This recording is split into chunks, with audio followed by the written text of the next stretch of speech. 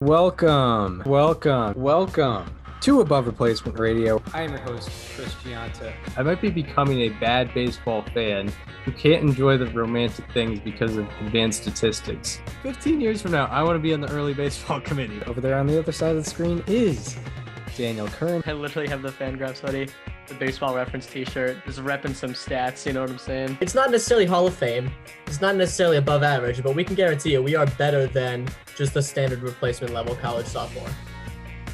And welcome to Above Replacement Radio, where we're talking baseball kind of whenever. I'm your host, Chris Gianta. Over there on the other side of the screen is Daniel Curran. How you doing, Daniel? Chris, I'm doing very well today. It's been a while since we recorded. I went on a little road trip through the Eastern time zone here in the US, but I'm back now. Been a good week, and I'm ready to get back to some ARR, no doubt about it. Yeah, it is it is definitely good to get back. We have a good week of content with this episode, and then episode 250 with our friends Nico Facella and Rob Dickey. Be on the lookout for that one as well. But yeah, it was Daniel was able to hit 3 ballparks on his trip, which was pretty sick. Yeah, 3 ballparks and 3 baseball-related museums. I went to Progressive Field in Cleveland. I went to Great American Ballpark in Cincinnati. And by the way, the game I went to had the highest recorded attendance in GABP history, which was really cool. And I went to PNC Park in Pittsburgh. Saw a Guardians game, a Reds game, and a Pirates game. Had a lot of fun at those parks. And I also went to the Louisville Sluggers Museum. I went to the Cincinnati Reds Hall of Fame, which was actually a really cool place. And then I went to the Roberto Clemente Museum in Pittsburgh, and all those are really cool. If you're in any of those areas, I would say check all of them out. The Reds Hall of Fame, I like to start with real quick. They had this I showed you this, Chris, but they had this room where, all the plaques are for all of the Reds Hall of Famers. And if you've ever been to the Basketball Hall of Fame in Springfield, you know that, like, in that same, like, quote unquote plaque room, they have like a little screen with every Hall of Famer, and you can click on it and it shows you like their bio and why they're a Hall of Famer, essentially.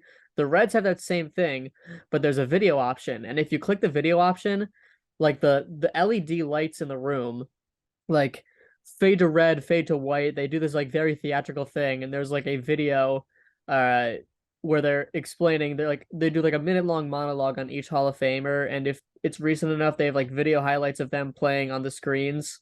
It's super cool, and the thing that I said was, if the Baseball Hall of Fame had that, I would never leave. Like, they would have to kick me out. I would literally go through all 250, however it is, Hall of Famers in one time.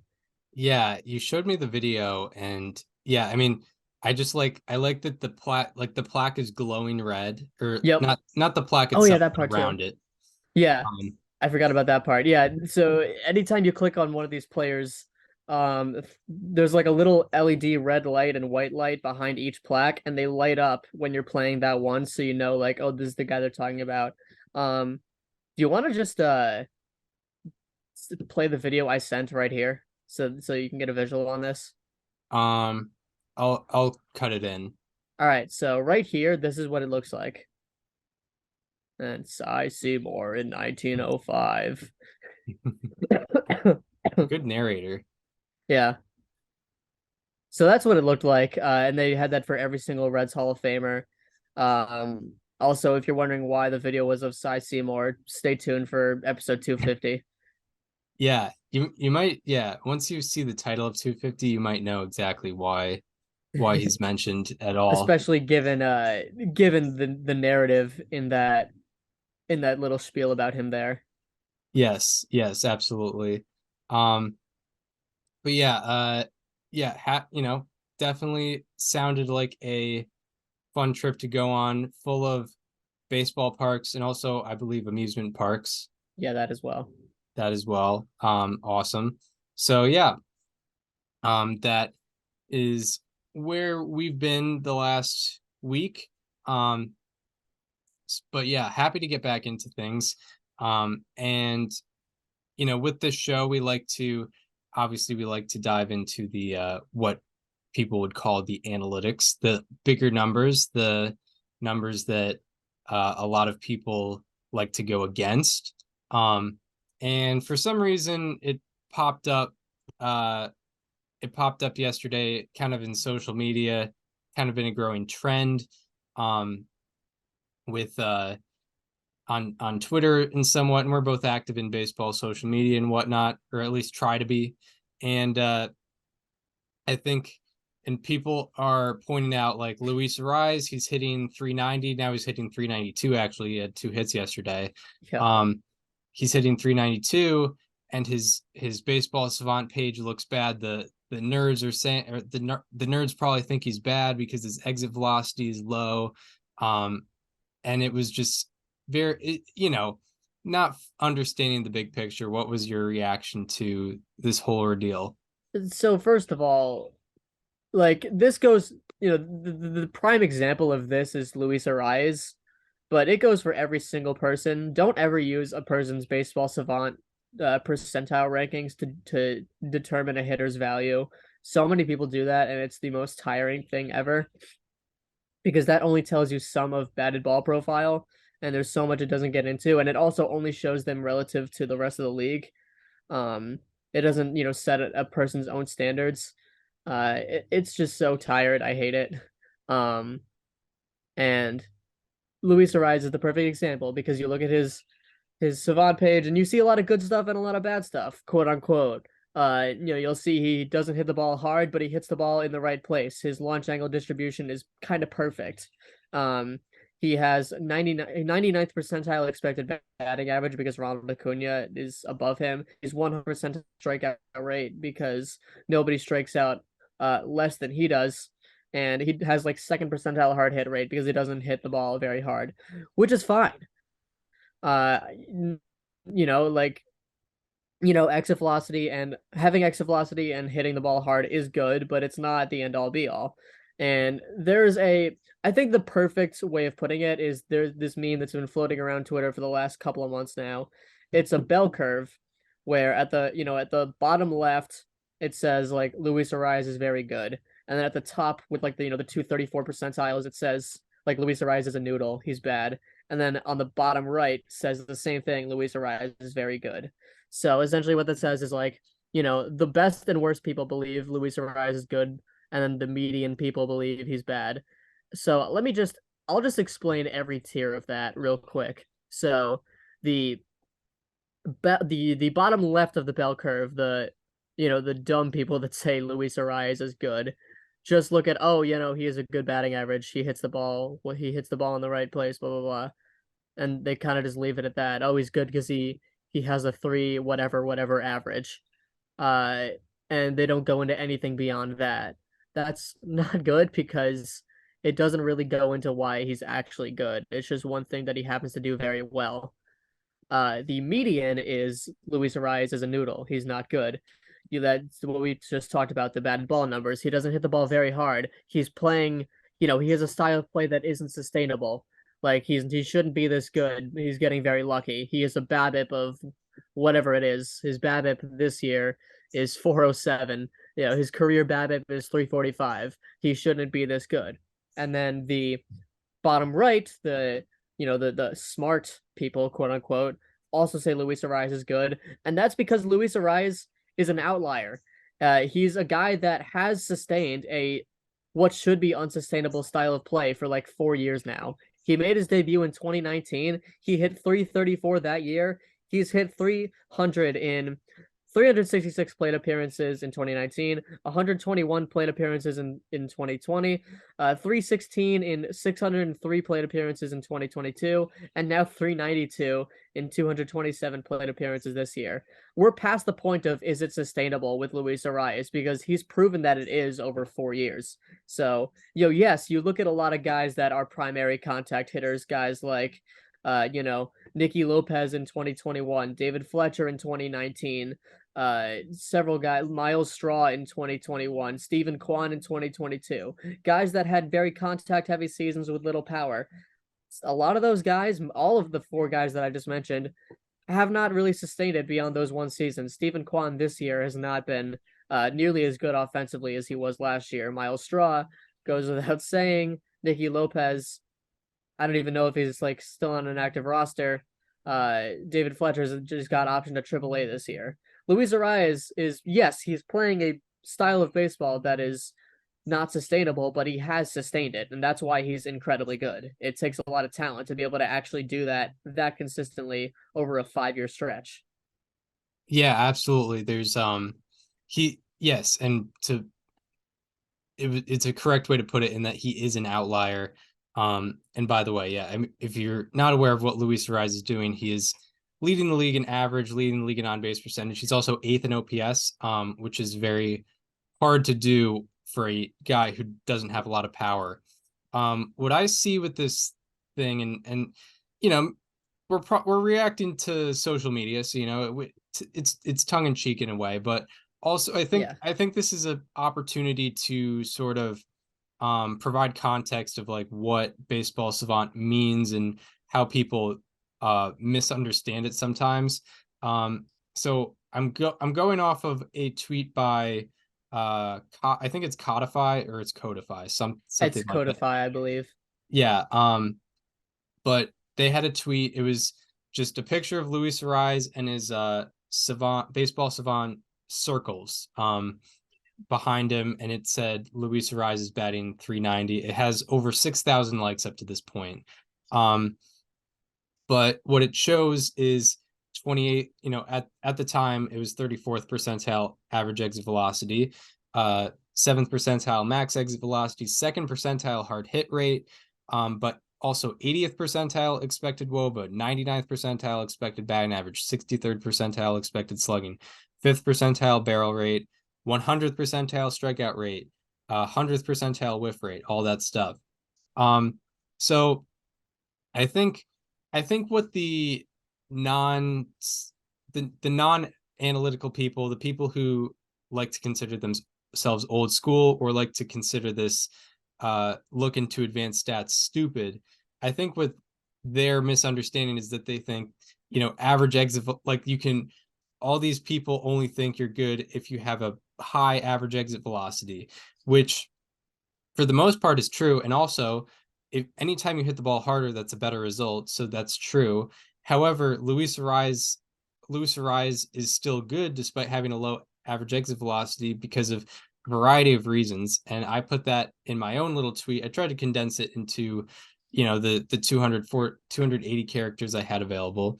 So I said, if you're confused, less strikeouts mean expected numbers up. What I'm trying to say there is, anytime you don't strike out, you put the ball in, you put the ball in play. Any ball in play is going to have a minimum of like an 0.10 expected batting average. And the average, and in fact, the average batted ball this year has a 332 average on it and a 547 slugging on it. So obviously, not striking out is going to put yourself in a better position. And Luis Arraez is literally the best at that. He has the lowest strikeout rate in baseball. I also put 85 mile per hour line drive is better than a 95 mile per hour ground ball. So the statistics behind that, yesterday I looked at it. It's probably not completely updated, but the idea is there. But yesterday I saw the league batting average on line drives 84 to 86 miles per hour and exit velocity had a 598 average on it.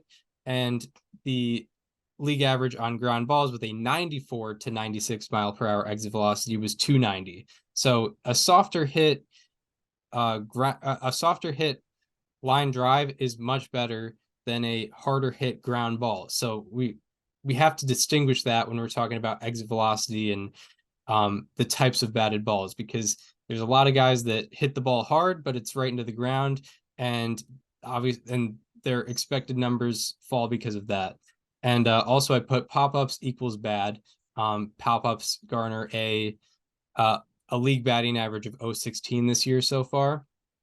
And so I put that into context, and Arraez. So from that I could get, so to explain why Arraez is doing good, despite the low exit velocity, is he has the lowest strikeout rate in baseball, as I said. He has the fourth highest line drive rate, minimum 150 batted balls. There's 90 other hitters with 150 plus batted balls. He has the fourth highest line drive rate, and he also has the third lowest pop-up rate.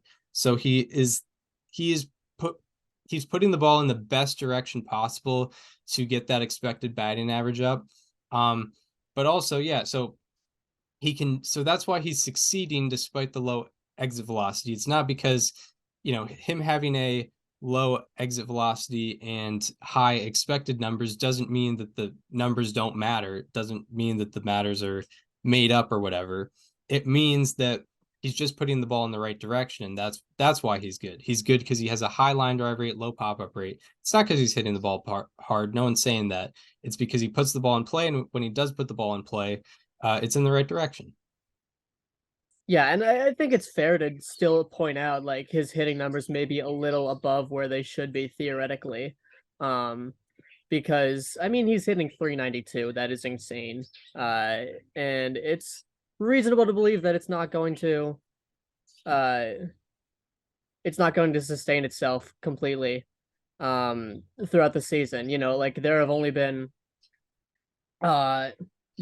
2 seasons since Ted Williams where someone had a 390 batting average. One of them was in a strike shortened season, and one of them was in a season where the guy was injured and only played 117 games. So I mean, to sustain it over a full season if you really want to put some asterisks on a couple things, it hasn't been done since Ted Williams. So it's fair to believe he'll be underneath the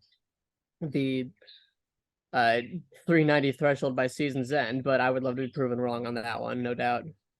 Yeah, that's true. And yeah, he's hitting 392. His expected batting average is 331. But his whole career, his batting average has been his batting average is like 30 points above his expected batting average. And that's fair to think like, okay, maybe it's not as reliable, but I think he hits the ball in the right direction. He also probably finds holes in the defense, which expected numbers don't really factor for. So yeah, maybe it's a little bit there, but I think the expected numbers are getting kind of trashed in this scenario. But I think there's a lot more similarities that I have to like an old school baseball fan. We both agree that line drives are great. We both agree that strikeouts are not productive. However, I think when you're looking at a powerful bat, if striking out more will lead to an approach that leads to more home runs, maybe I'll take the home runs along with more strikeouts. But with Arraez, a player like Arraez having less strikeouts is ideal, and that's exactly what he does. So like, I think this is making me realize, yeah, I'm not that different than the old school baseball fan. It's just I'm putting numbers down to quantify these things instead of just saying, oh, hard hit line drives, that's what you got to do. I know it. I look at the numbers and they show that they get the best results. It's the most analytical way of looking at old school baseball because like the phrase "put the ball in play" is said throughout your entire baseball life.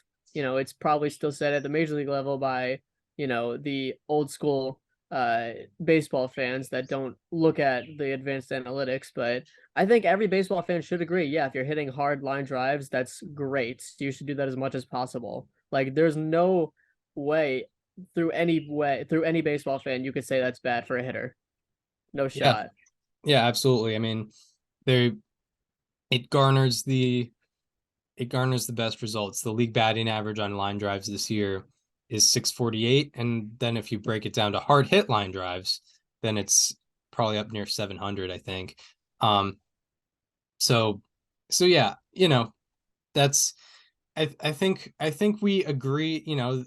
We all agree on more than we think we agree on. It's just we use different tools to evaluate it. Some people use the eye test. Arraez passes the eye test. He also passes the the expected numbers test and the the analytical tests. Sure, he's doing a little bit better than he should be doing, by the expected numbers, but he also doesn't have like a 250 expected batting average. He's literally in the 99th percentile in expected batting average. So Yeah. I think we all agree he's doing well. Yeah, no, exactly. And also it's like if you look at his expected batting average and say, well, it's only 331, he shouldn't be hitting 392. A 392 expected batting average is like straight up impossible. Right. Like I bet Ted Williams under today's metrics had a 331 batting average in 1941. Expected yeah, batting average rather. yeah, Maybe like 350 at the most. yeah. Absolutely. I bet like Ichiro in like the early 2000s had an expected batting average in like the low 300s because he was hitting so many like soft ground balls that he was, or even hard ground balls that he was just beating out. Oh yeah, and we talked about it with BABIP, like faster Yeah. players are more due to be above their expected numbers, be above the league BABIP. However, Arraez I know actually has a 31st percentile sprint Yeah. speed, so that's We interesting. talk a lot on this show about like players we wish we had StatCast for. We talk to all of our guests about it. I think the very last player I would ever want to see the StatCast metrics for would be Ichiro. Oh yeah, right. I'd like don't show me it. I don't want to see it. It would be kind of Or disappointing. at least don't let like the general public see it because people would be like, Ichiro overrated, exposed. Second percentile hard hit rate in 2001. Yeah, Fraud. yeah, Reason the yeah. Mariners didn't win Um, in the playoffs. right, exactly.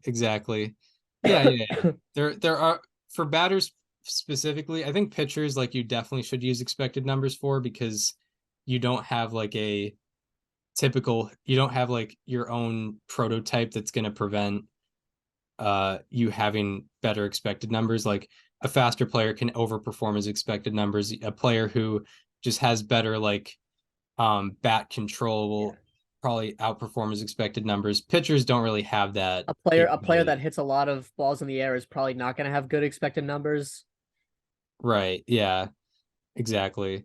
Um, and unless Arise, he's hitting the ball hard every single time.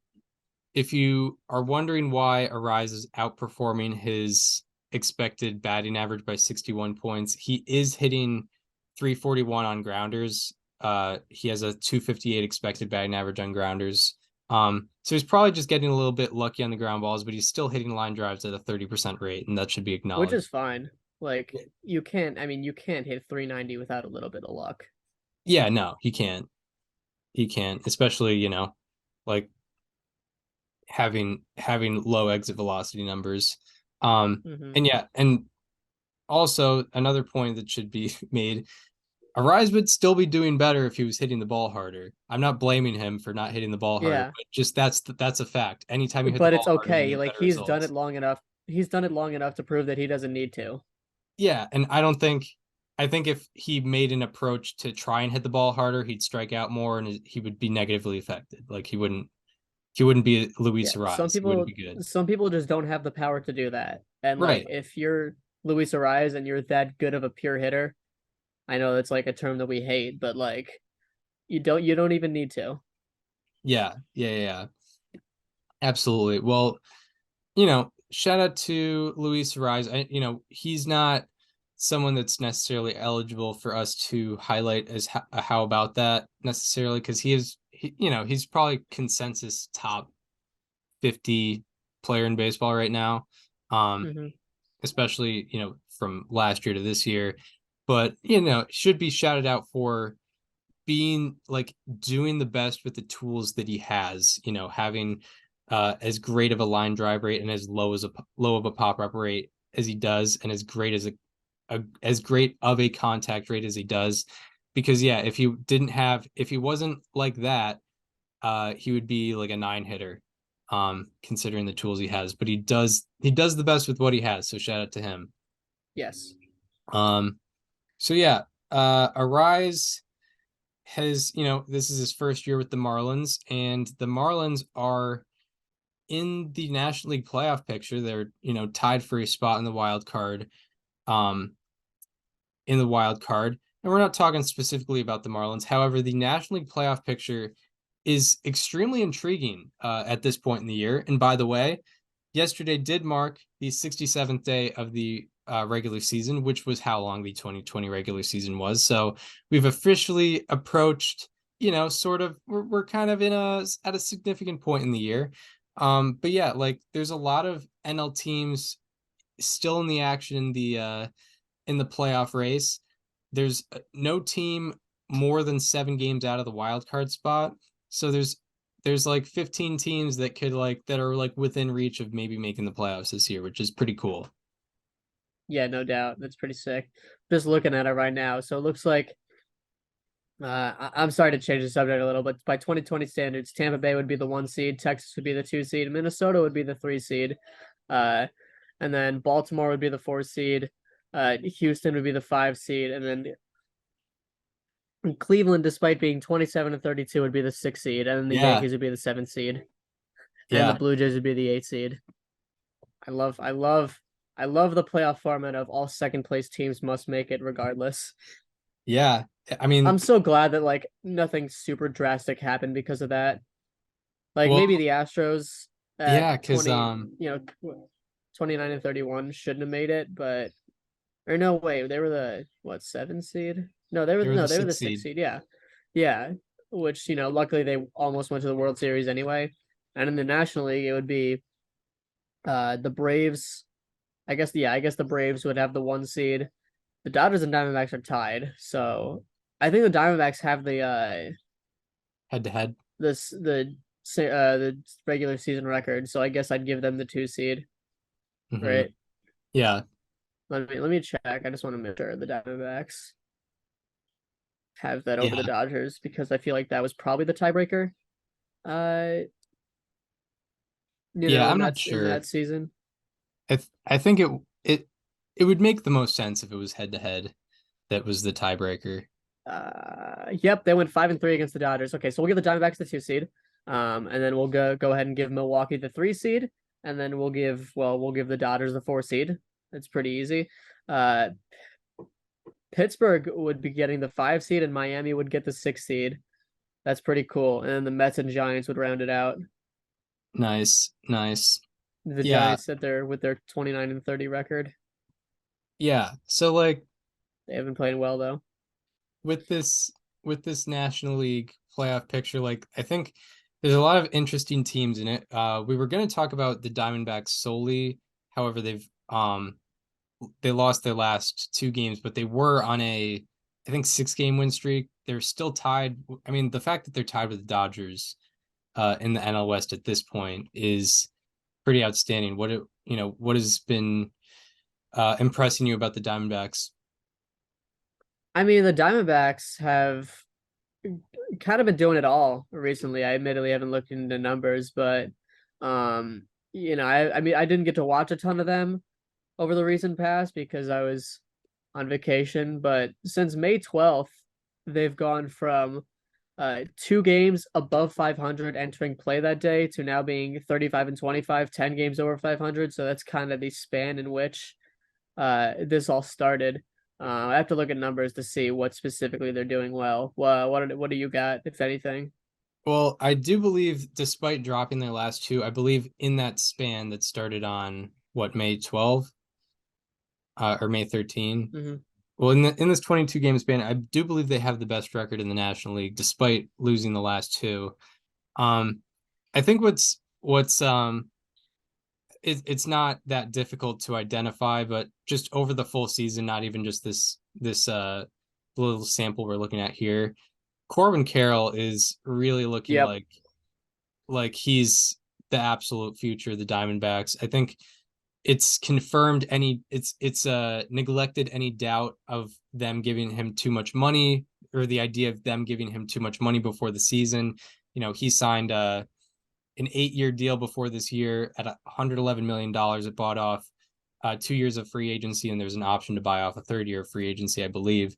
But I mean, a 145 OPS plus this year, along with 16 stolen bases. He's not only the clear front runner for rookie of the year candidate, but he probably will be getting MVP votes this year if he keeps this up.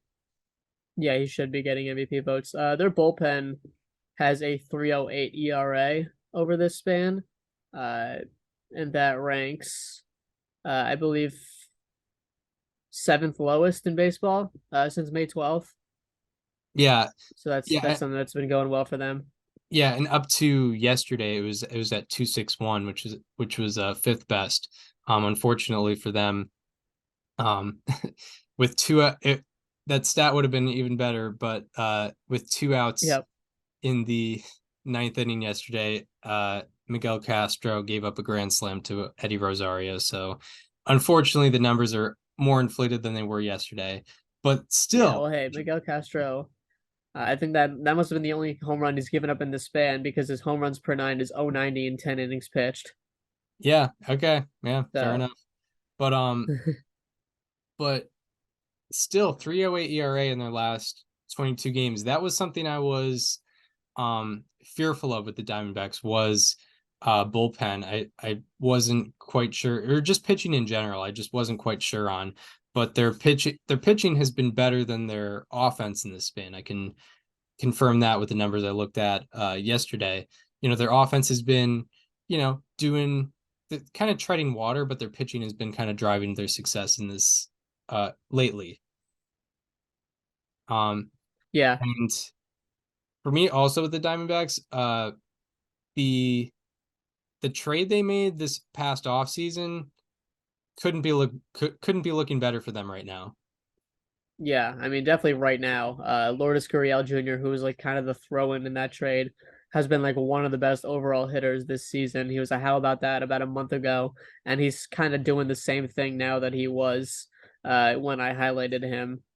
And Gabriel Moreno hitting for average as a catcher, not so much for power, but defensively he's been a star. If you look at like all the new StatCast catcher metrics, he's towards the top of all of them. And Dalton Varsho has been struggling a bit this year as well. Right.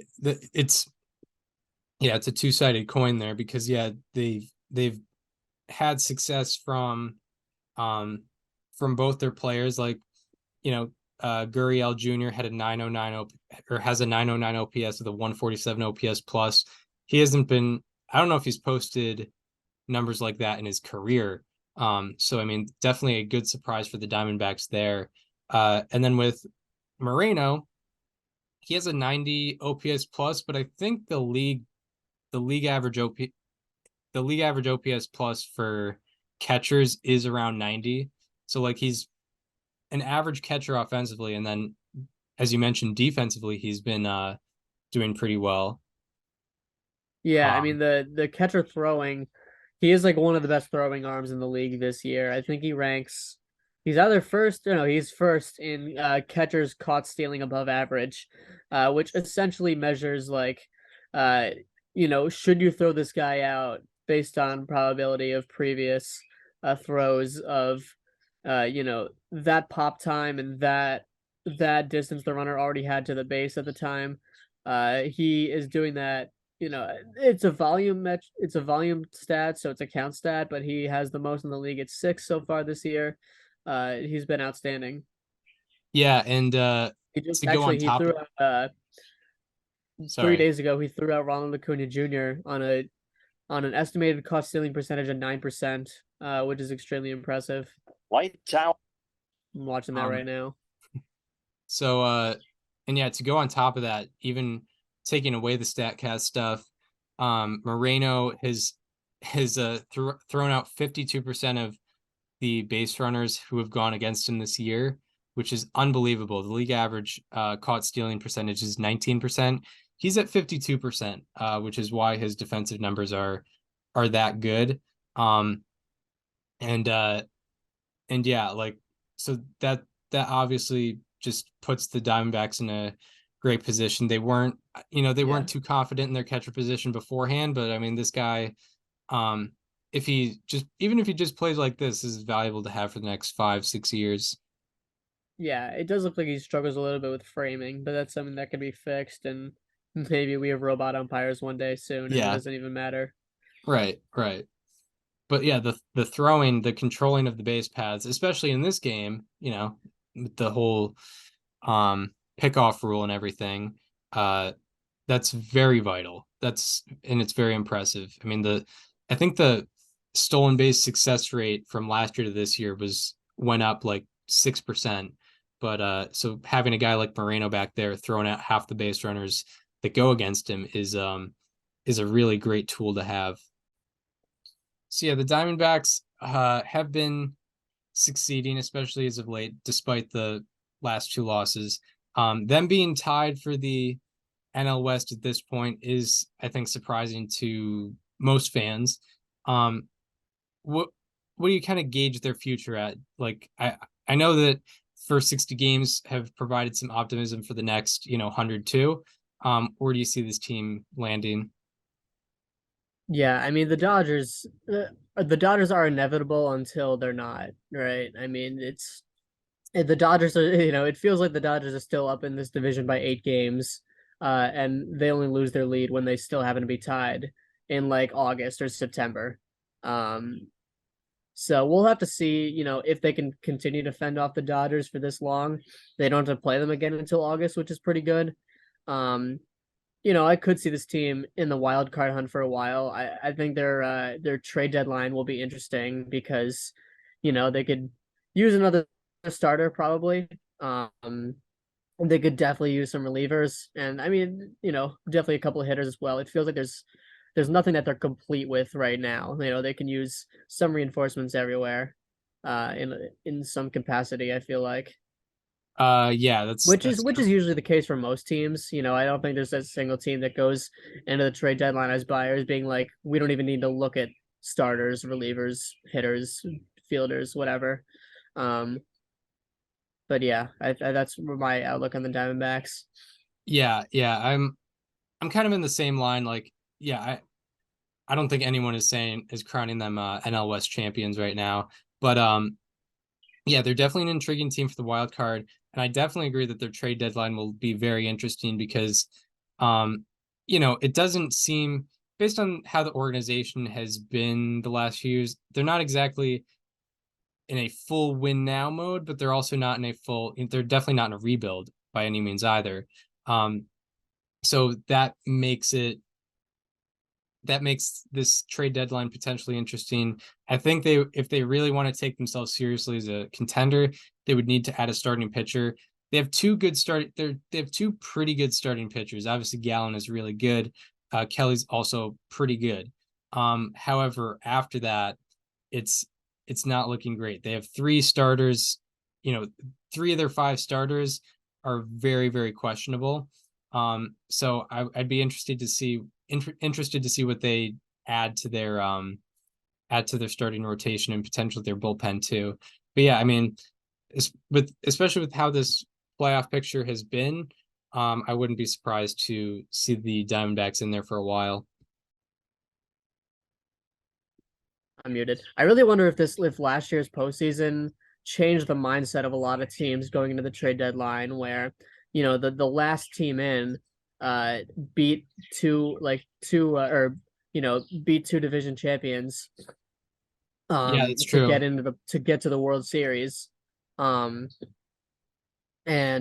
the way it feels is like, as long as you can get in, you have just as much of a chance as anyone else. There isn't much of a feeling as like, yeah, I don't want to go all in to make the playoffs just to be snuffed out early, because look at the Phillies last year. They came in and they beat the Braves, they beat the Cardinals. The Dodgers lost to the Padres, who were a wild card team. There's a lot of interesting thoughts to be had about the playoffs after last year, and I really wonder if there are teams being like, well, hey, we have a chance to get in, let's try to get in and see what happens. Yeah, for sure. I definitely agree with that there. So yeah, anything more on the Diamondbacks before we briefly go over some of the other teams? I had a very brief thought. I wonder if I think they would have to stumble a little bit over the next 2 months to get to this point, but I'm wondering if they approach the trade deadline the same way the Orioles did last year. I know that kind of goes against the point I just made. Ultimately, I don't think they will, but what if they're in that position of like, okay, we're pretty good right now, but I don't know if we're ready yet. Let's, sell off a couple more pieces and then start going next year. The Orioles, a lot of people criticize them for selling at last year's deadline, but that got them the best reliever in baseball this year in Yennier Cano. They traded Jorge Lopez to get him. And Yeah, by the way, the Twins really fumbled the trade deadline last year because I don't know if you've seen the return they got for Tyler Mahle, but it's been Spencer Steer, who just won NL Rookie of the Month, and Christian Encarnacion Strand, who's been like dominating in the minor leagues for Louisville, which is the Reds AAA affiliate. But he's getting so overshadowed because of Ellie De La Cruz. right. Yeah. And And then they also traded Yennier Cano. yeah, they traded Cano, who still has a sub 1 ERA, I think. Yeah, what's his whip at this point? Because he doesn't walk people, he doesn't give up hits. Like And he's kind of insane. and unfortunately Yennier Cano. Sorry. and unfortunately Jorge Lopez has been like he's reverted back to the old Jorge Lopez, it seems like. Yeah, Yeah, no, it back does seem like sorry. that. Back to But Cano. Yennier Cano has 31 innings pitched already this year as a reliever. He has an 0.87 ERA, a 174 FIP, 4.9 hits per nine, and 0.6 walks per nine. He has two walks in 31 innings and 17 hits allowed. So that's a whip of 0.613. Yeah, that's amazing. That's Yeah, nuts. That's literally insane. really, really is for sure. So yeah, going back to the Diamondbacks, I think the Orioles were in a unique position where I think they saw that Lopez was like, when I talked about the Lopez trade, I was like, huh, that's interesting. They still have like a few years of control on him. I'm curious as to why they're trading him now when like he could be productive when they're competitive like next year or the year after. Clearly the Mike Elias and Sigma and all those people knew kind of projected the future there, and they got Cano instead of Lopez now, which is ultimately a good move. And they also Yeah. traded Trey Mancini, who is on the last year of his control. The Diamondbacks, I don't know if they have any particular pending free agents, maybe Gurriel Jr. Yeah. I mean, but you can't trade him. Like he's been like arguably your best bat this season. Yeah. Unless they think they're not in a competitive position, I guess. Yeah. He's has control through 2024, it looks like. Yeah, I'm So good looking for right them. now. Do they have any impending free agents that Nick Like of Ahmed? significance.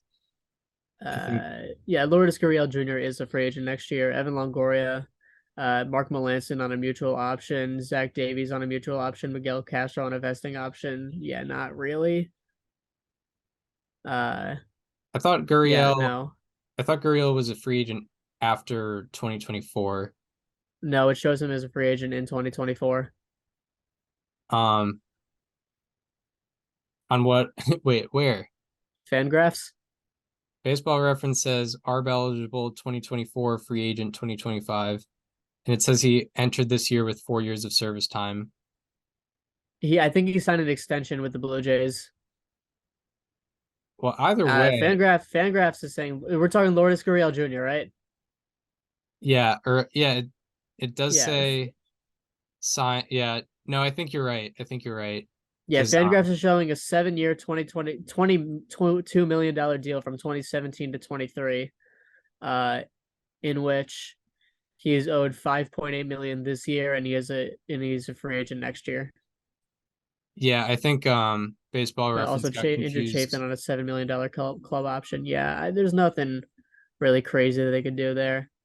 So yeah, They've already cut Madison Bumgarner.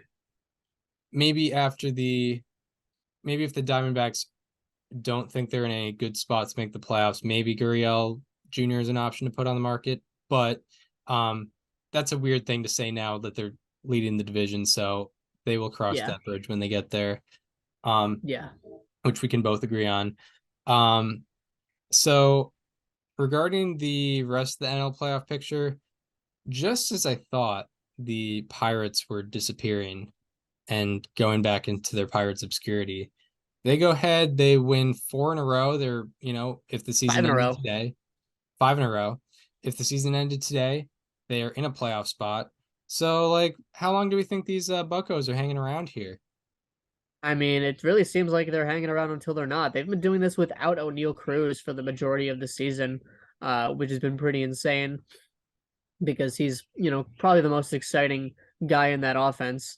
They've been doing it before they maybe call up Eddie Rodriguez. Maybe they even call up Henry Davis because he just got called up to AAA yesterday, which is very exciting.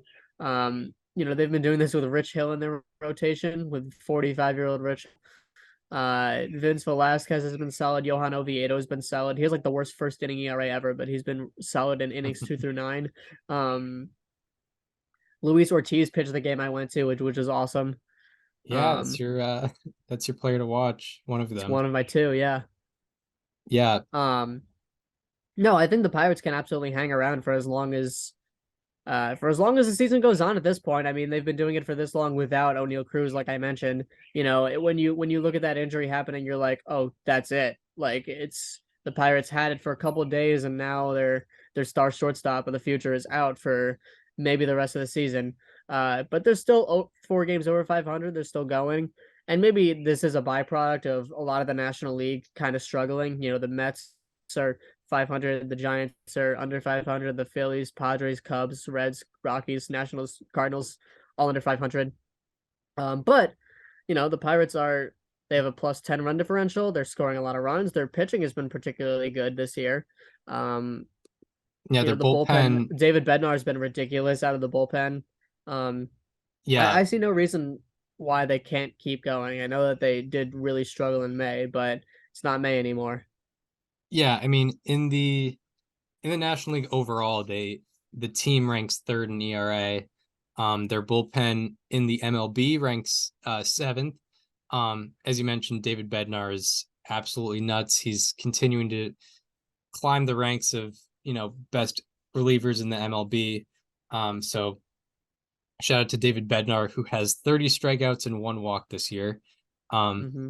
And yeah, Mitch Keller, he was a how about that of yours. He's taking that next step that I think a lot of Pirates fans were hoping for. I mean, a sub-3 FIP at this point in the year seems pretty legit. Yeah, I mean, he's a legit Cy Young contender at this point. Yeah, he's I cannot fully deny that for sure. So yeah, I think, there's some guys that maybe weren't necessarily like top 100 prospects coming up that are like arriving right now.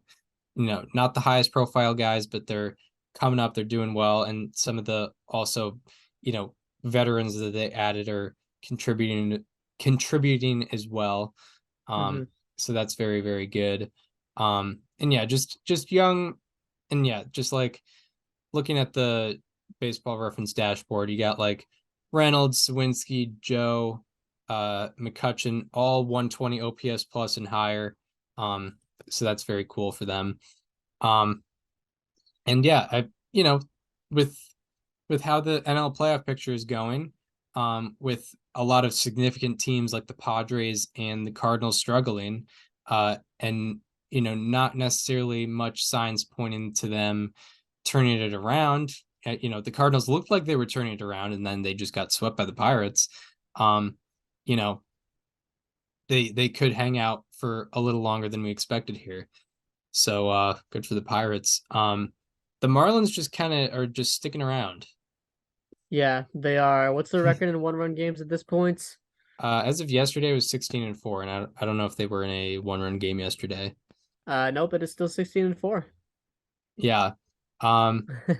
They are a weird team, no doubt about it. No doubt about it. They do have Luis Arraez, which is cool.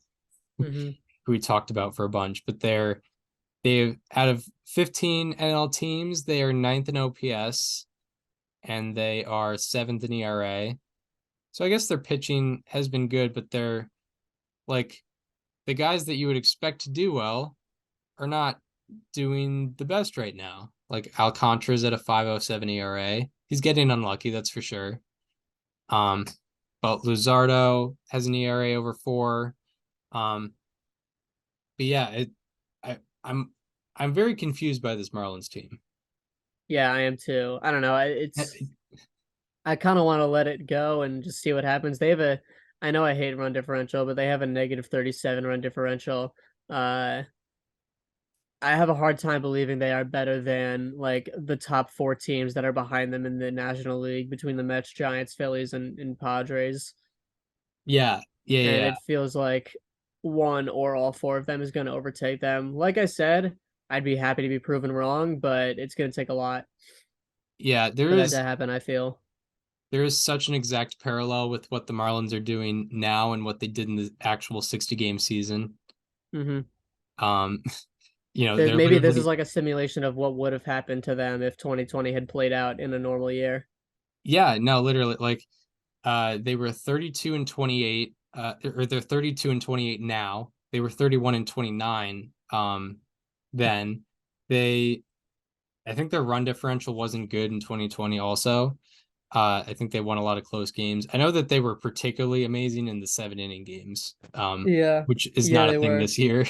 Well, and they had a lot of those in 2020. Yeah, because they were the first team to really have a big COVID scare. One of Um, two. but yeah, no, they outperformed their Pythagorean win loss that year by 5 wins. Um, so that's part of it. Yeah, it's pretty much identical to their 2020 season so far. Um, I would expect the Mets to at some point wake up and be better than the Marlins at some Yeah, point. I mean, I would hope they have the capability of doing so, given the money that was poured into that team. Man, I'm not, if they miss the playoffs, I am not prepared for all the narrative about spending doesn't win games. Oh my God, the A's would be so happy. Yeah. Like John Fisher would be so back. Yeah, It's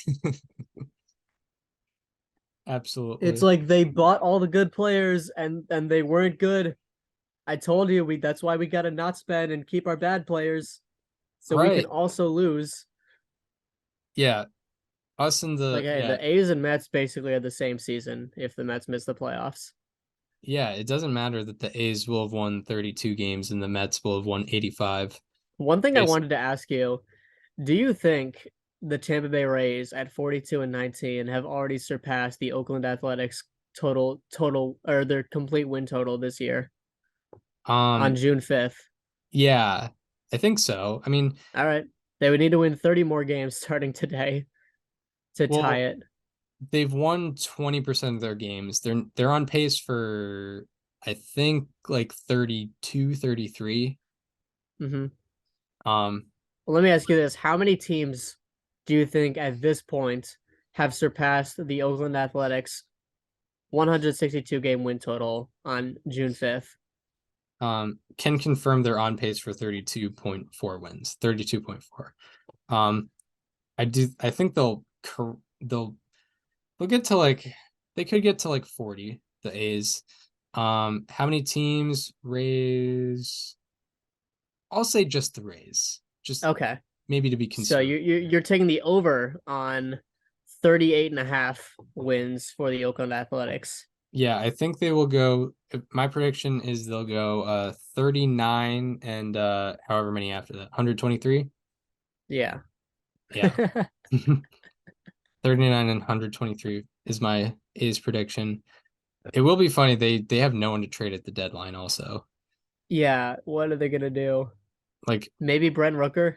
Rooker just has so much control, but like I also know, but it still feels the, like they would. the A's, and yeah, also the idea, like, if you sell off a player, like, we won't be competitive in this stretch where we have this player, and the Yeah, A's probably won't. he might go in and demand a trade. Yeah, they won't be competitive while Brent Rooker's around, probably because he's going to be around for like 5 more years. Yeah, So no.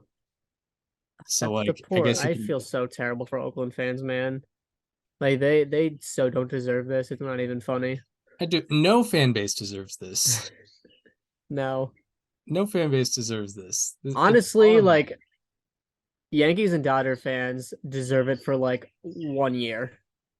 Right. Like just 1 year and then they go back to being monsters. Astros fans too. Actually, Astros fans already had it. True. Yeah, they had that 10 years ago.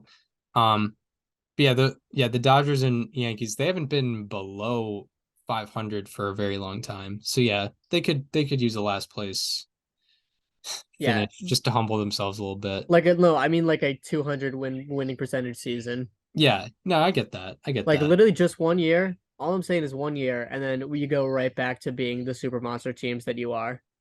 Yeah, that's fine. Maybe like for a giant violation, if if Yeah, if a team like does the Astros thing again or like worse, they get that. That's their punishment.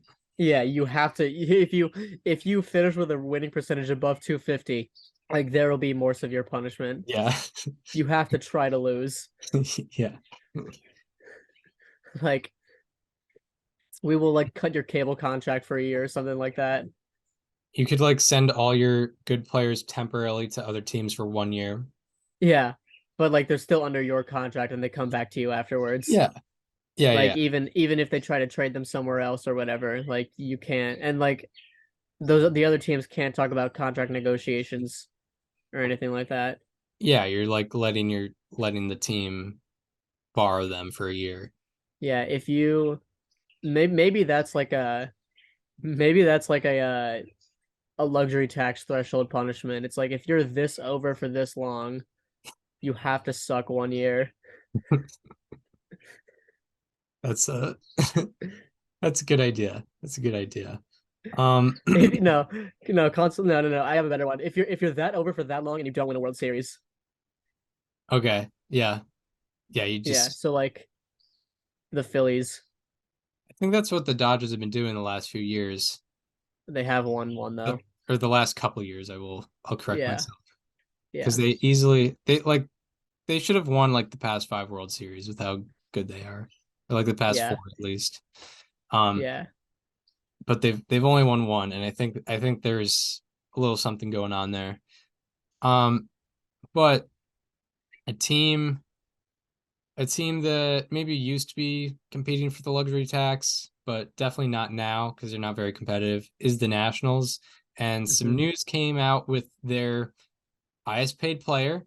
If you remember, they are paying Stephen Strasburg 35 million per year. Uh, Still, they're about halfway through the deal. But unfortunately, he's been injury plagued the entire contract. He's only made, I think, one or two starts since he And I signed that think he's deal. pitched 30 innings.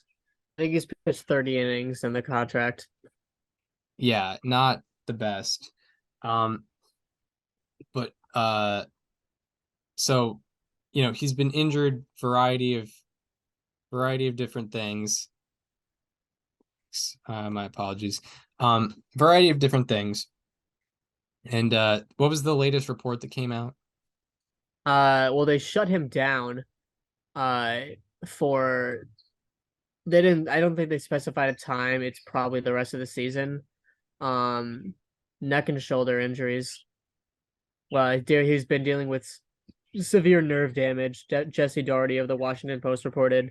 Um, Obviously, I mean, we're wishing the best for Stephen Strasburg health wise. This is, a very real. This injury is probably going to impact him personally off the field. You think of, oh man, is he going to be able to pitch? Is he going to be able to compete? Like this is going to impact much more than just his abilities as a baseball player. So we are, wishing Steven Strasburg the best. Um, and the takeaway from this has been, what are the odds we ever see him again? What are the odds we ever see him competitive again?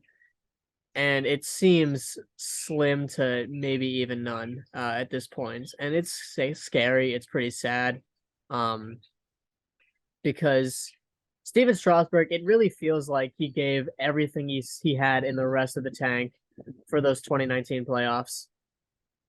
Yeah, it does make you wonder for sure.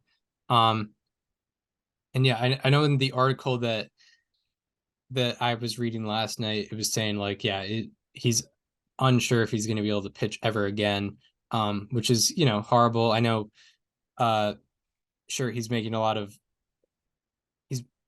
money right now, but he definitely wants to be out there. He definitely wants to be competing. It's the game he's played his whole life. He wants to do it. It's been a way too long since he has been able to compete. But yeah, it's not great. And yeah, with the point you're making with the 2019 playoffs, he definitely was pitching on, less than 4 days rest a couple of times. That's for sure. So he pitched 3 innings in the wild card game against the Brewers, ended up getting the win in that. And then on 2 days rest, he started game 2 of the NLDS and pitched 6 innings, allowed 3 hits, 1 earned run, no walks, and 10 strikeouts. Yeah. Yeah. I mean, he was That's amazing.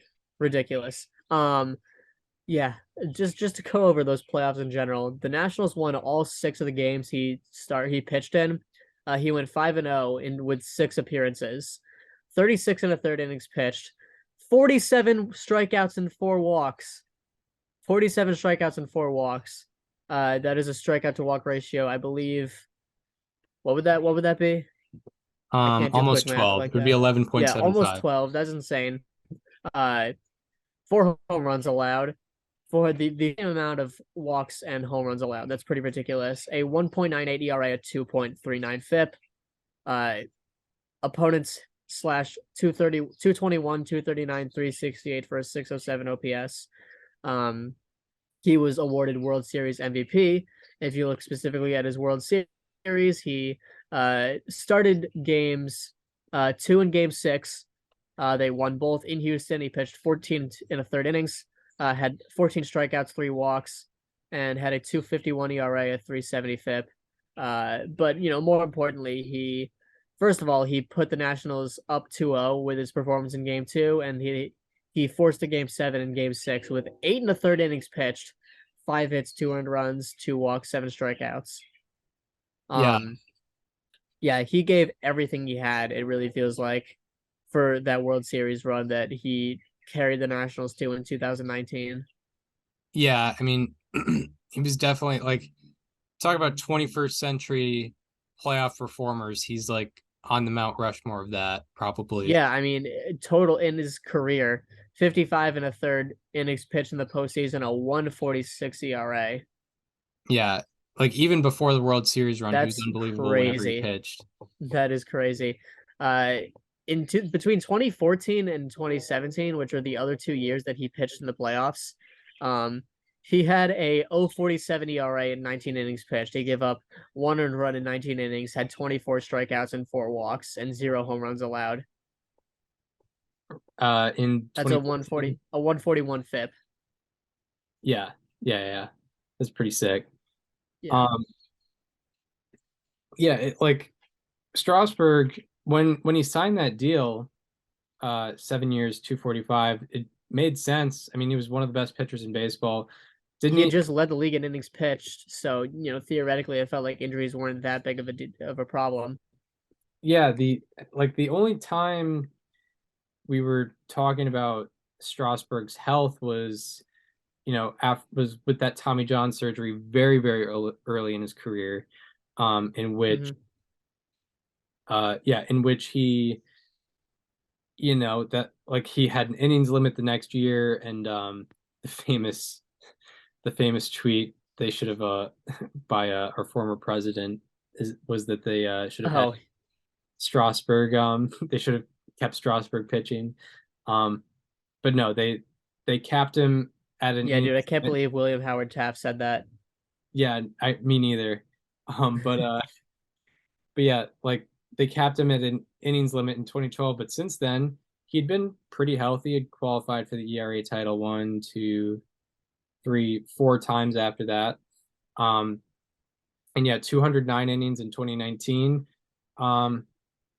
It wasn't even his career high. His career high was in 2014, and finished 5th in the Cy Young that year in 2019. And yeah, after that, like we just had our 2 episodes ago, we talked about like the future of the Hall of Fame. After 2019, we were talking about Strasburg like was on a path. He was definitely on a path.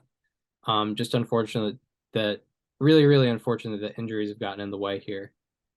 Yeah, I mean it really sucks. I think, I'm glad that my Twitter timeline has been all Stephen Strasburg love. I'm sure that there's plenty of others, people frustrated with how the contract is going and how he just has not been very available. But, I've seen a lot of positivity on my timeline personally with Stephen Strasburg. He was a number one overall draft pick in 2009. He had one of the most anticipated debuts of all time, and he dominated against the Pirates, of course, that famous 2010 start. Um, he has a career 3.24 ERA in almost 1,500 innings pitched. He's a guy that, you know, we just talked about active Hall of Famers, and he was a guy that was on a path after his age 27 season, but Yeah, it fell apart. through 2019, a career 130 ERA plus. That's elite. Like a career 10.6 strikeouts per nine, and 2.4 walks per nine up through 2019. And obviously the playoffs helped him out tremendously in that potential case too. Um, but I mean, ultimately good for Strasburg. Those injuries were able to come up after the contract, and I'm sure the Nationals did a bunch of physicals and all that stuff that happens to every single person who signs a big deal, and they didn't find enough. And um, Strasburg, I don't think that injury came up until the summer camp, or that Yeah, spring training 2.0 was happening. Like that didn't really come up till then. But ultimately it's just yeah. very I unfortunate. mean, he pitched 5 innings in 2020. He made one start or two Right. starts, sorry. Or yeah, it didn't come up till the season started. So yeah, you don't know what happened. We're not, sports doctors by any means. So we're not here to diagnose anybody, but it is important to look at his career because, also he marks, I think Strasburg marks he was the beginning of the new hope for Washington. He was the first pick in 2009. Bryce Harper, obviously, right after him, was the first pick in 2010. And those were the faces of the new Nationals. And Strasburg was a part of why they were able to make the playoffs so much in the early to for most of the 2010s, 2012, 2014, 2016, 2017, and 2019, obviously. They won the division or got through in the wild card a bunch of times because of guys like Stephen Strasburg. Yeah, no, that's exactly right. Yeah, I mean, he was the leader of that team. He was the ace of that staff for a long time, and some of the uh, best years the franchise has had. 2014, for example, you mentioned they had the best record in the National League that season, and playoffs didn't go well. But that year, he pitched 215 innings. He had a 294 FIP, a 563 strikeout to walk ratio, a 3.14 ERA. And he led a staff that was one of the best in the league. It was the year before they had gotten Max Scherzer. And even without him, they had Jordan Zimmermann, who had a 2.66 ERA. They had Tanner Roark on a 2.85 ERA. Doug Fister at 241, Gio Gonzalez at 357. And all of those guys pitched 150 innings.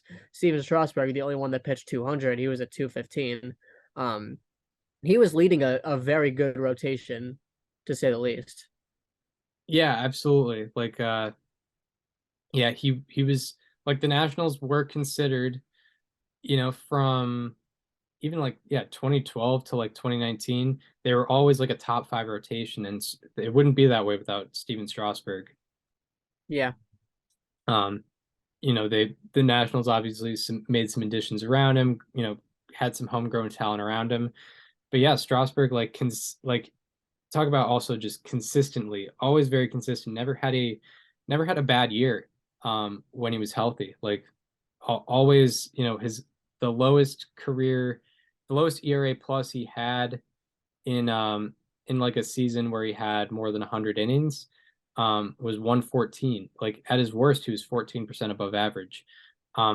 So yeah, I mean, it is a good, with this news, it's a good opportunity to reflect on his career and how good he was in his career. Unfortunately, unfortunate unfortunate that it might have to get cut short here, but you hope for the comeback. You hope for for him to be back on a mound. But Yeah.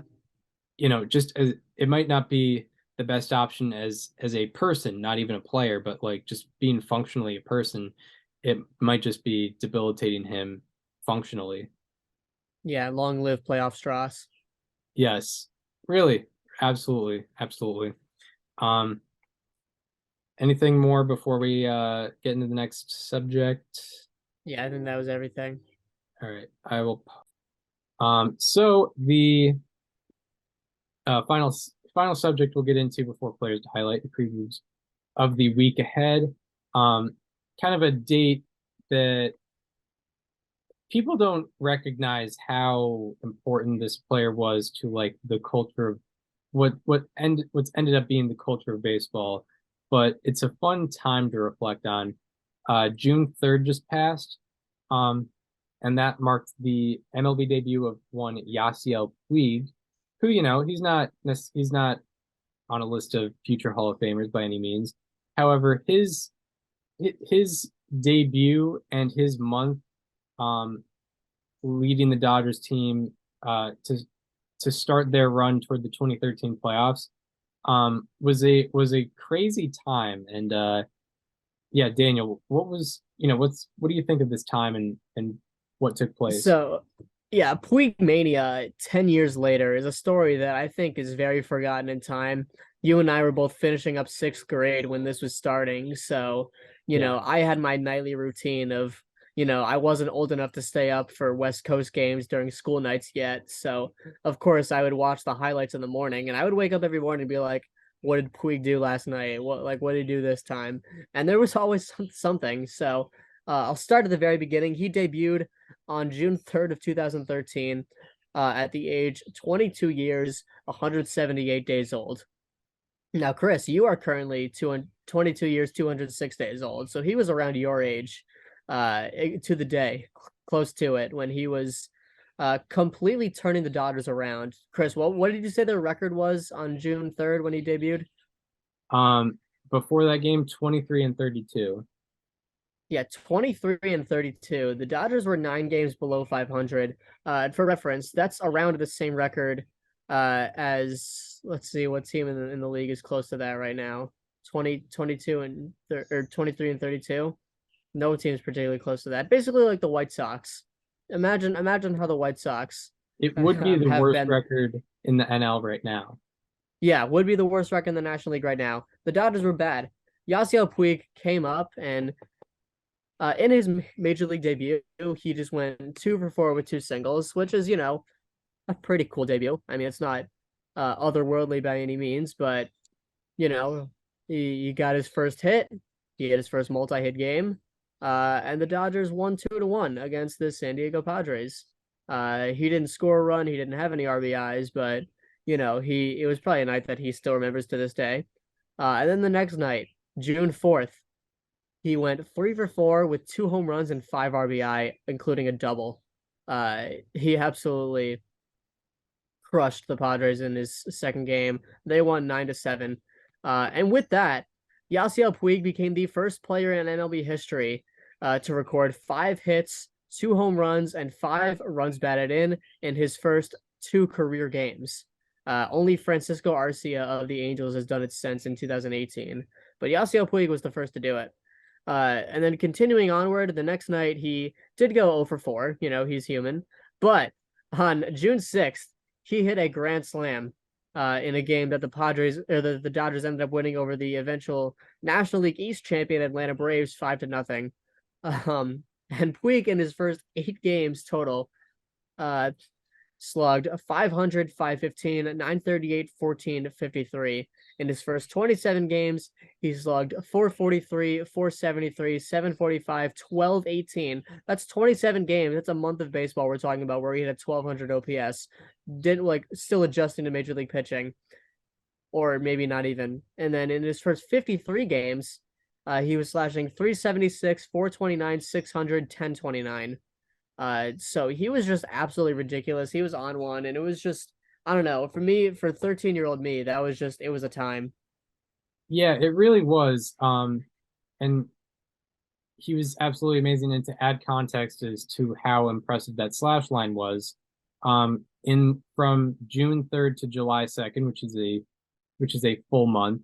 Yasiel Puig led all of baseball in batting average, slugging, and OPS. And also, more importantly, during this time stretch, the Dodgers went 17-11, and they started doing even better after that. And he really just kind of almost single-handedly turned around the Dodgers season and turned them from a team 9 games below 500 to an NL West champion and a team that was 2 wins away from the World Series. And during all that, also, he was kind of one of the first guys adding, especially a young guy, kind of bold to do this, but adding flair to his hits, bat flipping singles, kind of like, being a little bit showboaty, which has been something that the MLB now celebrates, but was not quite doing this in 2013. It was still kind of run by the older school people, and not necessarily bat flipping was not necessarily being celebrated at that time. It was more being, regularly scrutinized, and he was kind of at the forefront of it very early on. Yeah, I mean, I think so you might be wondering why we're even talking about this. Why we're talking about Yasiel Puig's first couple of months in the league when he, his career, if you look at his baseball reference page, it's like, all right, yeah, this guy was good for a couple of years, but then he kind of flamed out and now he's out of the league and whatever. But like, I don't think if you weren't there, I don't think you have any idea how much he took, not even just baseball, but the entire sports world by storm at this time. First of all, he led the Dodgers back from the dead. They were one of the best teams. I think they had the best record in the National League by 6.5 games after the day he debuted. Yeah. And I was watching, this was before I was in the MLB Network. I was watching Sports Center every morning. And like they would talk about him along with like the 2013 NBA playoffs when LeBron was leading the Heat to a championship. If you look at the and I'm just kind of looking at this right here to get some numbers on it, but the top jersey sales of 2014, were a year after were Clayton Kershaw, Derek Jeter, Mike Trout, Buster Posey, and then Yasiel Puig. Yeah. Like Puig was a international superstar. He was kind of the face of international players at that time as well. He was a Cuban outfielder who had defected. This was kind of before the embargo was lifted, and it was a lot harder for players to make their way over from Cuba to the United States. He received several death threats, and times were kind of just different back then. And they've obviously gotten a lot easier now. But he was kind of reflective of a different time. If you look at the top selling jerseys of 2013, it went Mariano Rivera, Matt Harvey, Yasiel Puig. He was number 3, in front of Manny Machado, Buster Posey, Clayton Kershaw, Miguel Cabrera, who won his second consecutive MVP that year. Clayton Kershaw, who won his second Cy Young that year for the same team. Andrew McCutchen, who won MVP that year.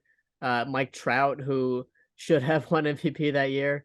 It was only Mariano Rivera who was the greatest closer of all time in his last season, and Matt Harvey, who was at the same time taking New York by storm. But yeah, I mean, Puig Mania was, I think, just such a forgotten time that, now it does, it doesn't feel real that it was 10 years ago now, but I think it just needs to be brought back to light. Like basketball fans talk about Jeremy Lin and his run that he had in 2011.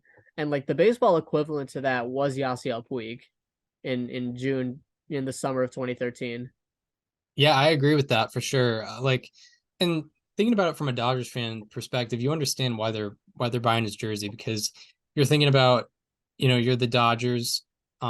It's entering June 2013. I believe they had not won a division title since 2009. I don't think they had been to the playoffs since 2009, despite having a high payroll. They had just made this big trade where they acquired Adrian Gonzalez, Carl Crawford, Josh Beckett, and of course Nick Punto, but not the biggest deal in the world.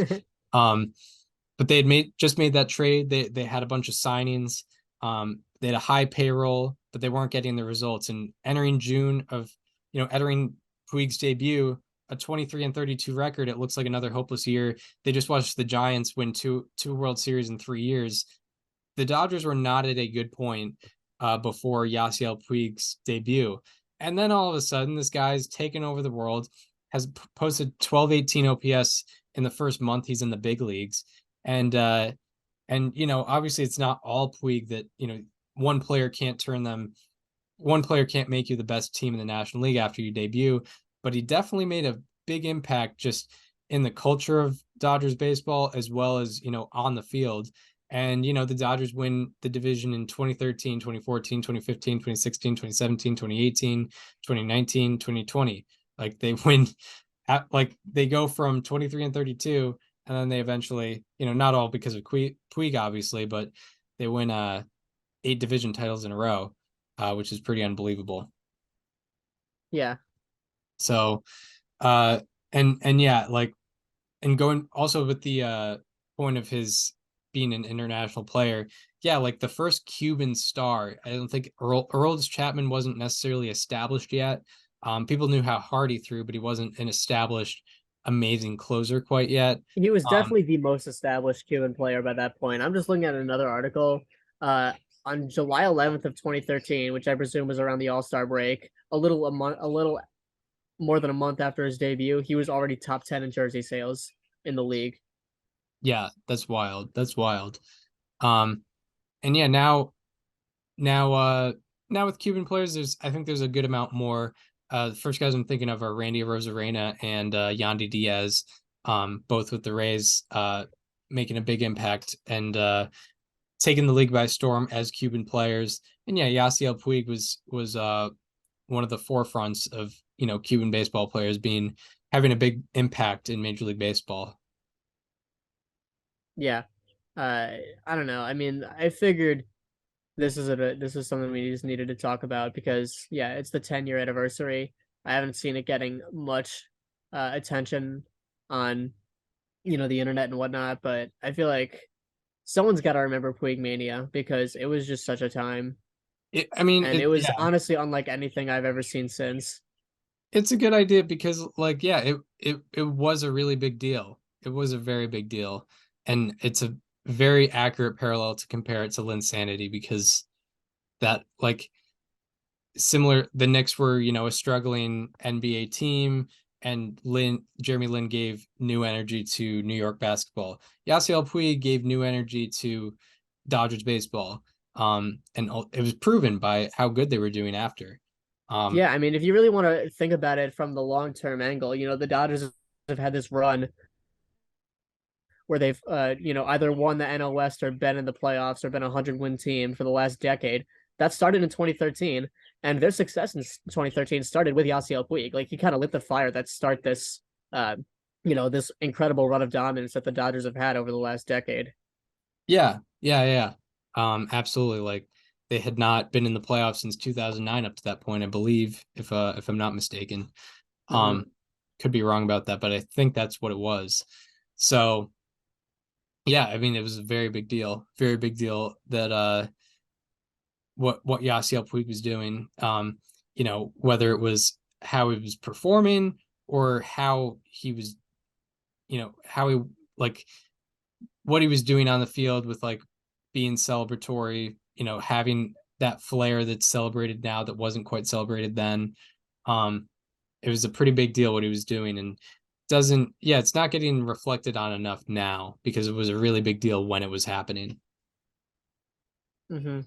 Yeah. I don't know. Is there anything else you have on this you wanted to say?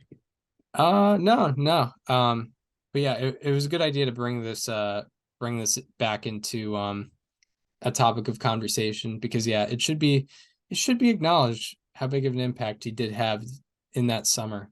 One thing I would say, if you're listening to this, first of all, go watch Yasiel Puig's 2013 highlights. But also look at the story of his defection from Cuba because, there are a lot of really, gut-wrenching, difficult stories from players that defected from Cuba around that time. Jose Abreu is another example. And luckily, the tensions between U.S. and Cuba have kind of eased at this time, and the process a lot easier. But Yasiel Puig was definitely kind of the face of like the human rights issues and whatnot that were going on at that time. And a national example of someone who had to go through so much to get to that point. And once he got there, he did it loudly. Same with Jose Abreu, like I mentioned. Right. Yeah. Yeah, there's a lot of things he represents. That is for sure. So yeah, shout out to Puig Mania. Absolutely. So now we will get into players to highlight for good and bad reasons. We will start with the good, with our Monday, June 5th, 2023 edition of How about that? Who do you have for us today? So for my how about that, I believe I'm crossing a team off the list. Let me just real quick check. Yes, indeed I am. We are talking about ARR alum Jeimer Candelario of the Washington Nationals, who has had a fantastic stretch. Since May 15th, he is slashing 368, 449, 677 for an 1125 OPS and a 199 weighted runs created plus.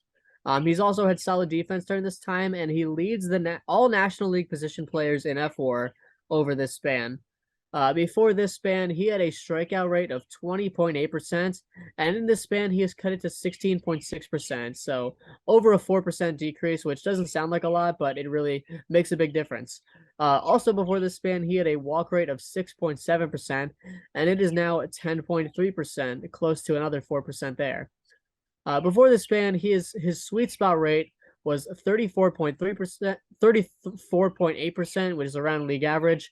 And in the span, it is 47.3%, the 8th highest among the 93 hitters with at least 50 plate appearances in this span. So, he's striking out less, walking more, and he's also making better contact. Looking more specifically into it, on batted balls in the sweet spot, he is hitting 692 and slugging 1308, which are both above the major league average. He has most specifically been mashing against four-seam fastballs and changeups. Against four-seamers in this span, he is hitting 471 and slugging 824 on 19 plate appearances against four-seamers. And against changeups, he is hitting 545 and slugging 1364 on 11 plate appearances. And when you combine both, he is hitting 500 and slugging 1036 on 30 plate appearances against four-seamers and changeups. Both his average and slugging lead the 184 hitters with at least 25 plate appearances against both during this span. So that's what he's been doing on offense, but he's also been stepping it up on defense in the span and this year. His outs above average has gone from the 8th percentile in 2022 to the 98th percentile in 2023. So he's gone from the bottom 10% to the top 2% in just a year, which is remarkable. His OAA overall has gone from -6 to 6. In 2022, he had -6 OAA on plays to his left as a third baseman. And that was the third worst among the 36 qualifying third basemen. And this year, he has 2 OAA on plays to his left, which is tied for the 5th highest among the 82 qualifying third basemen. So, Jeimer Candelario, he's been better on offense, he's making better contact, and he's doing a lot better on defense. So that is why he is my how about that. Yeah, Jeimer Candelario. How about that? Yeah, and Candelario, like, he's someone he was a Tigers player to watch of mine before last year, because he was, I think combined 2020 and 2021, he was 7th among all third basemen in F4. And really struggled last year, but the more, as you talked about those numbers, especially with the defense, I'm thinking it was probably an injury thing. Well, he had that thumb injury last year. Yeah, that's what I'm saying, is I think it was more of an injury problem for him than actually performing worse. So I agree. So yeah, I mean, the Nationals definitely got good on the Nationals for picking him up, and it seems like he's getting back to where he was before 2022. which was a really good underrated third baseman. So pretty cool, pretty cool. Good to cross another team off the list as well. My how about that, I think, also crosses another team off the list. I'm talking about Josh Naylor of the Cleveland Guardians. I believe a first baseman, sometimes DH also. Who in his last 18 games, he's hitting 371 with an 1128 OPS and a 205 weighted runs created plus. Out of 182 qualifiers, his average ranks fourth, on base percentage ranks sixth, slugging ranks fourth, OPS ranks fourth, and weighted runs created plus ranks third out of 182. And out of 143 hitters with 50 plus batted balls in the span, Josh Naylor's expected batting average ranks fourth, expected slugging ranks ninth, and expected WOBA ranks eighth out of 143.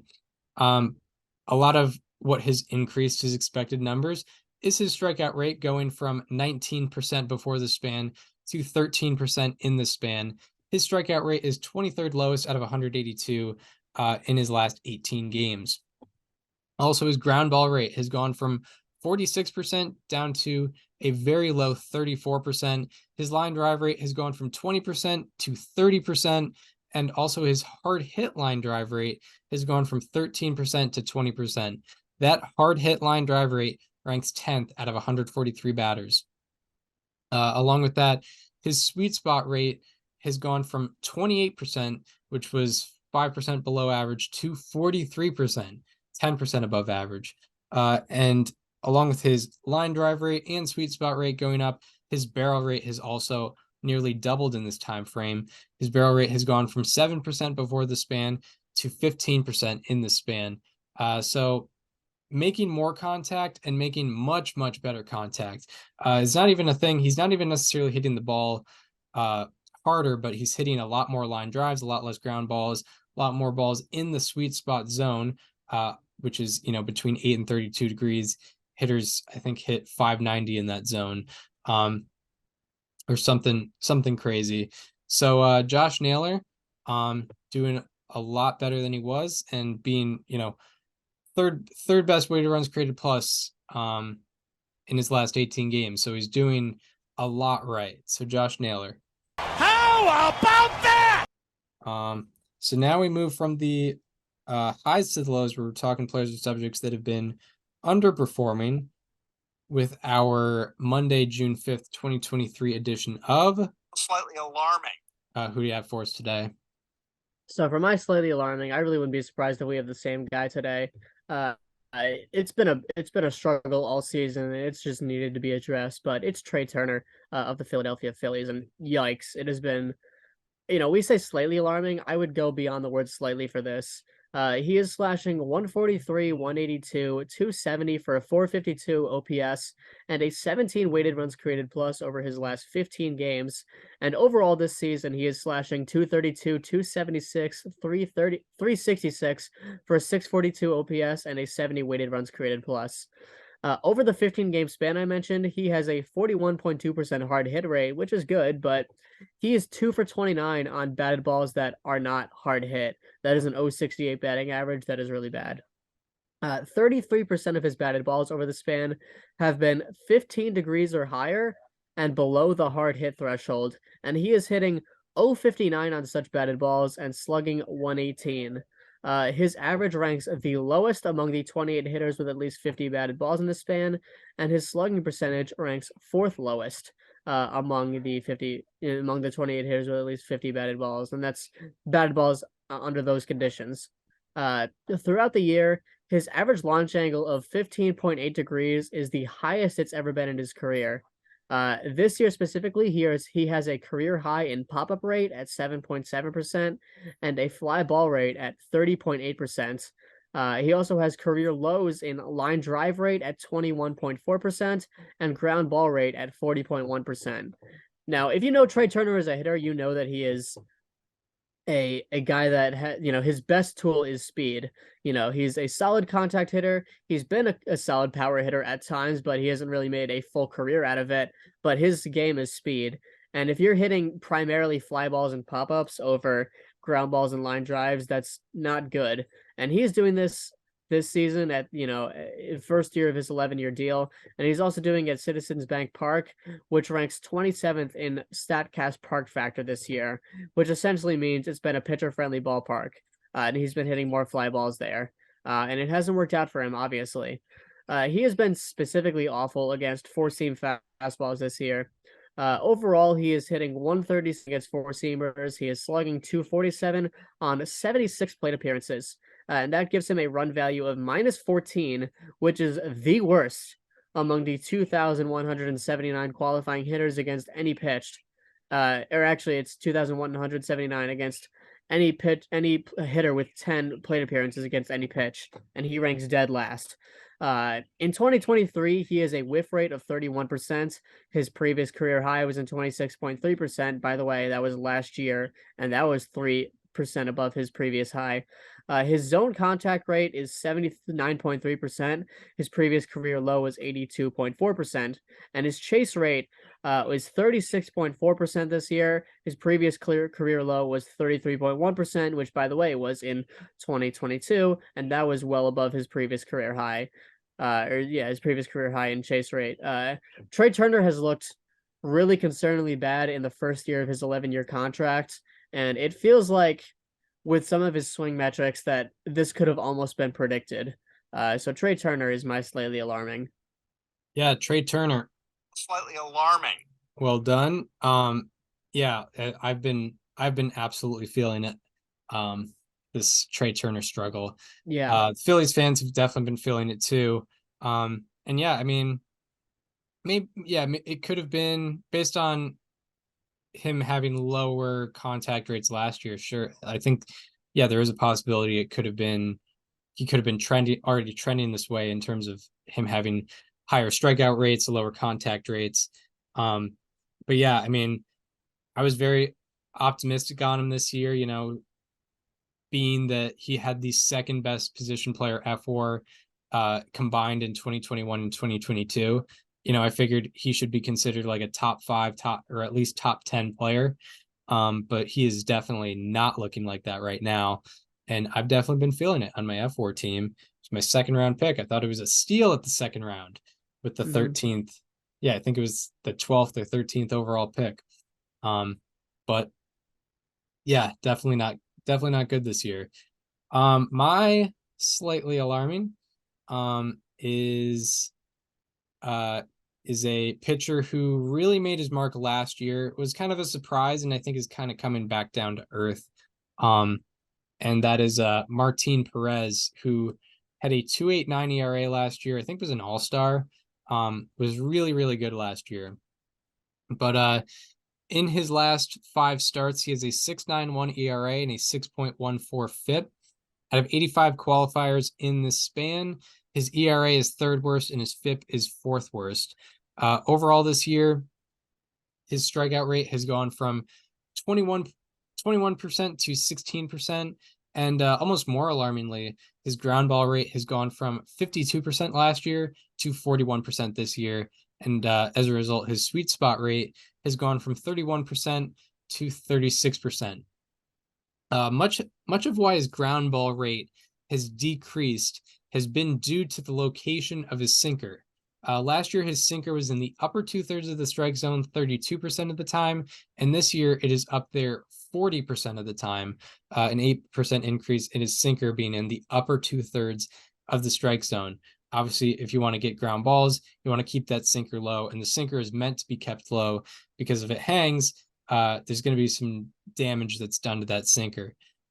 This has led to his ground ball rate. This increase in his sinker being up in the zone has led to his ground ball rate on his sinker going from 55% last year to 40% this year.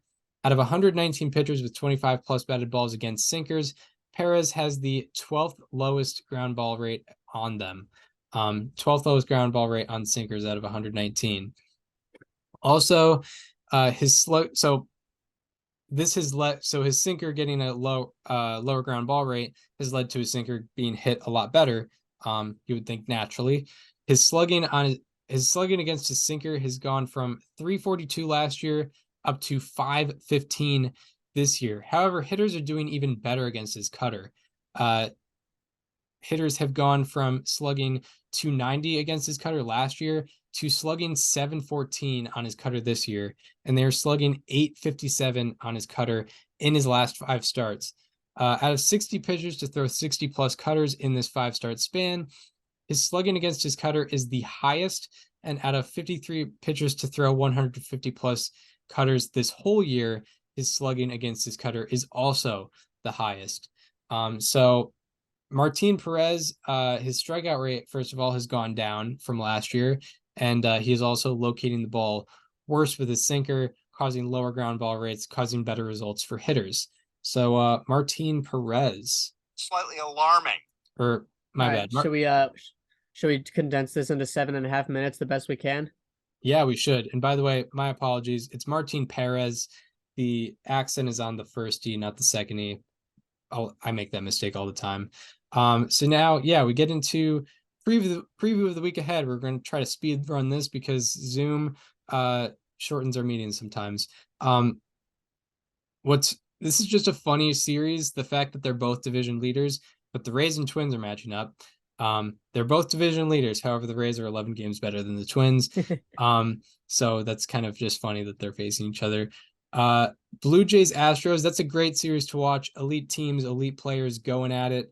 I'm wondering if that is a 3 or 4 game series. I believe that is that's a 4-game series. So yeah. Blue Jays Astros, 2 really talented teams going at it.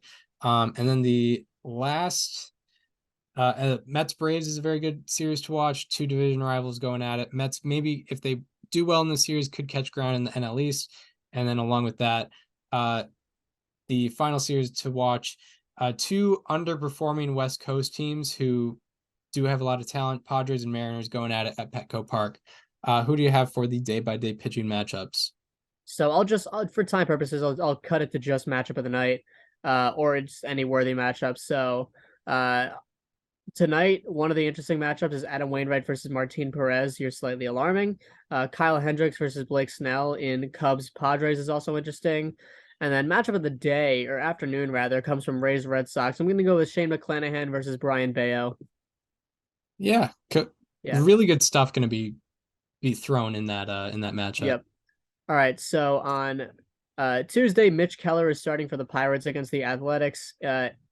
In Pittsburgh, James Paxton and Shane Bieber are facing each other in Red Sox Guardians. That's going to be in Cleveland. Bryce Elder is pitching for the Braves against the Mets in Atlanta. Freddie Peralta is pitching for the Brewers against the Orioles in American Family Field. You will also have Logan Gilbert and Joe Musgrove facing each other in Mariners Padres. And matchup of the night comes from Astros Blue Jays. It's Hunter Brown versus Kevin Gausman. Yeah, absolutely. It's a good one. So then on Wednesday, you have Zach Wheeler pitching for the Phillies against the Tigers at CBP. Pablo Lopez facing the Rays for the Twins in Tampa. Edward Cabrera facing the Royals for the Marlins in Miami. You will have Chris Bassett, who's pitched really well recently, pitching for the Blue Jays against the Astros in Toronto. Tanner Bybee will face the Red Sox for the Guardians at Progressive Field. Max Scherzer and Charlie Morton will face each other in Mets Braves. Corbin Burns will face the Orioles for the Brewers. And matchup of the day comes from Mariners Padres. It's George Kirby versus Michael Wacha. Yeah.